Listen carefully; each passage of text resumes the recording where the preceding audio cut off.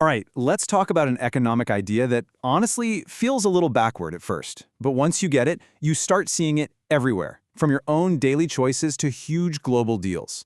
We're talking about why it's actually smart to cooperate with people, even if you happen to be better than them at, well, everything. To get our heads around this, let's start with a really simple situation. Picture this. You and your roommate are throwing a party. And your roommate is just one of those people, they're faster at making the pizzas and they're faster at brewing the root beer. So, should they just do everything? I mean, it seems obvious, but the answer is going to surprise you. And this leads us to what I'm calling the productivity paradox and our tale of two roommates. To figure this out, let's meet our party planners, Diego and Darnell. They've got to get things ready before their guests show up, which means they need to figure out who's doing what. So let's break down the numbers here. To make one pizza, Diego only needs 2 hours. Darnell, he needs 4. And for a gallon of root beer, Diego takes 4 hours, while Darnell takes 6. So, in both cases, Diego is clearly faster. I mean, no contest, right? Diego is the productivity machine here. So your gut reaction, my gut reaction, everyone's gut reaction is, yeah, of course, Diego should be doing everything. He's more efficient, he's faster, it just makes sense. Well, this very intuitive idea actually has a formal name in economics, and it's our first big concept. And that idea, the one that says being faster just makes you better, it's called absolute advantage. It's this notion of just being the best, flat out. And here's the official definition. Absolute advantage is the ability to produce something using fewer inputs, in this case, less time, than someone else. It's exactly what it sounds like. It's simple, it's direct, who's faster? That's it. So, based on that definition, Diego absolutely takes the gold. He has an absolute advantage in both making pizza and brewing root beer. Case closed, right? Not even close. But here's the twist. If that was the whole story, this would be a really short explainer. The real magic happens when we stop looking at what things cost in hours and start looking at what they cost in opportunities. This is where things get really interesting. We need to shift how we think about cost. It's not just about the hours you put in. It's about what you could have been doing with those hours instead. It's all about the trade-off.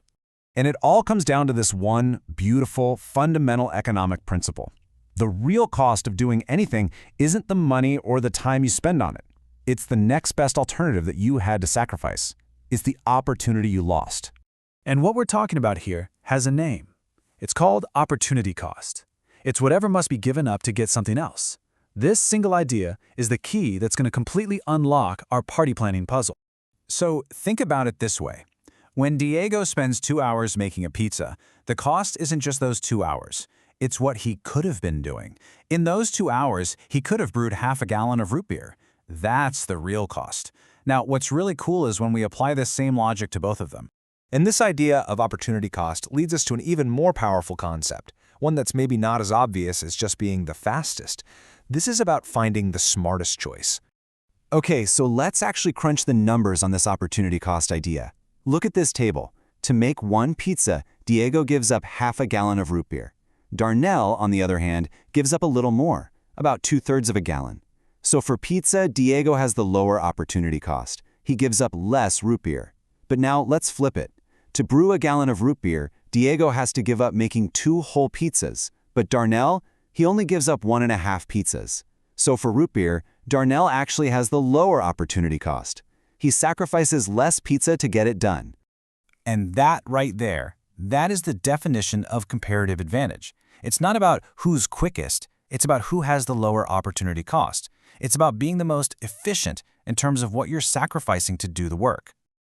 So let's put it all together. Diego has the comparative advantage in pizza because his opportunity cost is lower. But, and this is the big reveal, Darnell, our slower roommate, actually has the comparative advantage in brewing root beer because he gives up fewer pizzas to do it. See how that works? Okay, so we've done all this math, but so what? What's the point?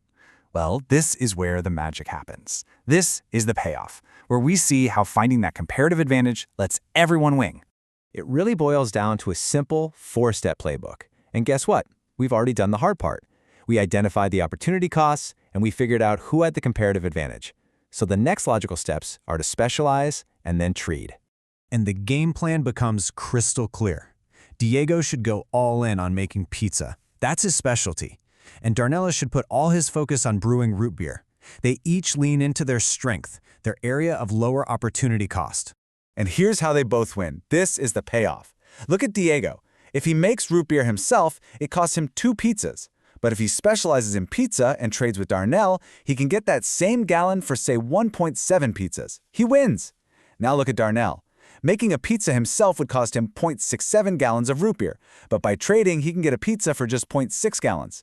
They both get what they want for a cheaper price than they could ever manage on their own. And all of this perfectly illustrates one of the most powerful, most fundamental ideas in all of economics. Trade isn't a zero-sum game. It's not about one person winning and another losing. When it's done right, based on comparative advantage, it really can make everyone better off. So you see, by specializing in trading, they're not just moving tasks around. They literally create more stuff for the party. There's more pizza and more root beer in total than if they had each tried to do it all themselves. The whole pie gets bigger, and they both get to enjoy a bigger slice. And that leaves us with a really big thought, right? If this simple principle of comparative advantage works so well for 2 roommates throwing a party, what does it mean for entire countries? This exact logic is the fundamental argument for why nations trade with each other. It's this powerful idea that by specializing in what we do best, comparatively, and then trading, we can all build a more prosperous world. It's definitely something to think about.